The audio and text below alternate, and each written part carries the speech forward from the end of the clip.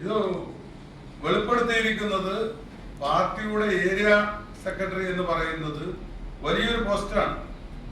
അദ്ദേഹമാണ് അതുമായി ബന്ധപ്പെട്ട കാര്യങ്ങളൊക്കെ നടത്തിയ ഒരു വ്യക്തിയാണ്. അദ്ദേഹം വളരെ വസ്തുനിഷ്ഠമായിട്ടാണ് അദ്ദേഹം കാര്യങ്ങൾ അവതരിപ്പിച്ചിട്ടുള്ളത്.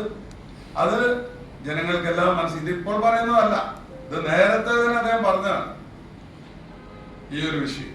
എന്നിട്ടും ഒരു രക്തസാക്ഷിയുടെ ഫണ്ട് അടിച്ചു മാറ്റുക എന്ന് പറഞ്ഞാൽ നിങ്ങളൊന്ന് ആലോചിച്ചു.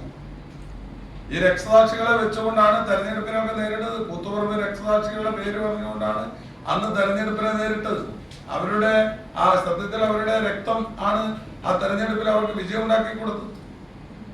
എന്നിട്ട് ആ പേര് പറഞ്ഞ് രക്തസാക്ഷികളെ സൃഷ്ടിക്കുകയും രക്തസാക്ഷികൾക്ക് വേണ്ടി ഭവന നിർമ്മാണം, മറ്റ് മണ്ഡപം സ്ഥാപിക്കുക എന്നൊക്കെ പറഞ്ഞ് പിരിവെടുക്കുകയും ആ പിരിവ് അടിച്ചുമാറ്റുകയും ചെയ്യുക എന്ന് പറയുന്നത് ഒരു പൊതുപ്രവർത്തകനെ സംബന്ധിച്ചിടത്തോളം ഒരിക്കലും അംഗീകരിക്കപ്പെടാൻ പറ്റുന്ന ഒരു കാര്യമല്ല.